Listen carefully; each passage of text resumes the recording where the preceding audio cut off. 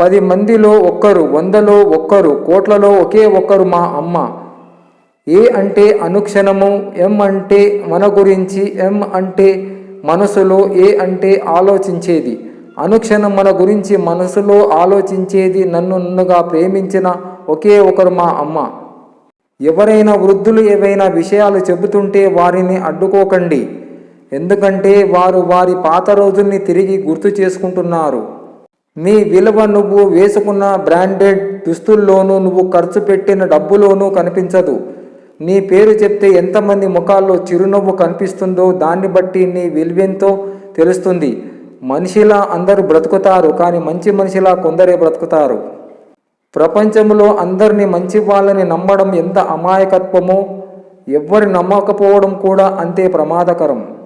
బాధలో ఉన్న స్నేహితుడి పక్కన నిశ్శబ్దంగా కూర్చోవడం కూడా అతనికి నువ్విచ్చే గొప్ప భరోసా మరియు ఉత్తమ బహుమతి. మనిషికి నిలబడటం తేలిక, పరిగెత్తడం కష్టం. కానీ మనసుకు పరిగెత్తడం తేలిక, నిలబడటం కష్టం.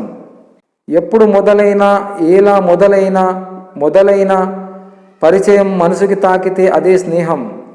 పాప పుణ్యాలు మనిషి ఆధీనంలోనే ఉంటాయి. నీకు నచ్చినది చేసే అధికారం నీకున్న, వాటి ఫలితాలను నీకు ప్రతిఫలంగా ఇచ్చే అధికారం మాత్రం నాదే అన్నాడు శ్రీకృష్ణ భగవానుడు. అందరిది ఒకే కథ. బాధకు దగ్గరగా, బాధ్యతలలో భారంగా గడిచిపోతున్న జీవితాలు. ఎవరిని ఏడిపించకు. ఒకరి బాధకు నువ్వు కారణం కావద్దు. ఏ ఏడుపు, ఏ ఉసిరై వెన్నంటి వెంటాడుతుంది. అది కర్మఫలమే. నిన్నే కాదు, నీ బిడ్డలను కూడా పట్టి పీడిస్తుంది. ఇక్కడ నిజాయితీగా, నిక్కర్సుగా ఉంటే ఒకరికి కూడా నచ్చం. అదే అబద్ధాలు చెప్పి బ్రోకర్ వేషాలు వేస్తే అందరికీ నచ్చుతాం. అయినా మంచి వాళ్ళకి రోజులు లేవు.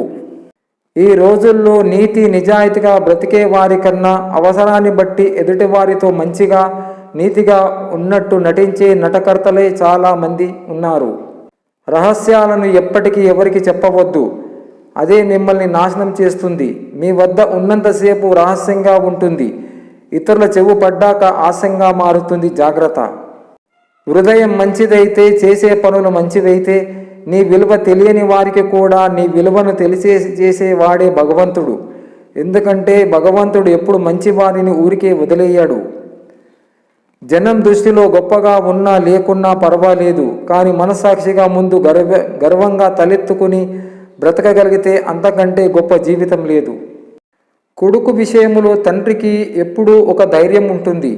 కూతురి విషయంలో అప్పటి వరకు చాలా సంతోషంగా ఉంటాడు.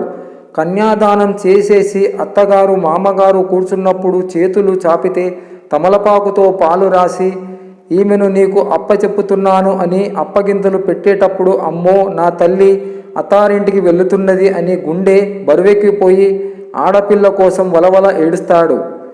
అంత ఏడిస్తే బాగుంటుందా అని కూడా అనకూడదు.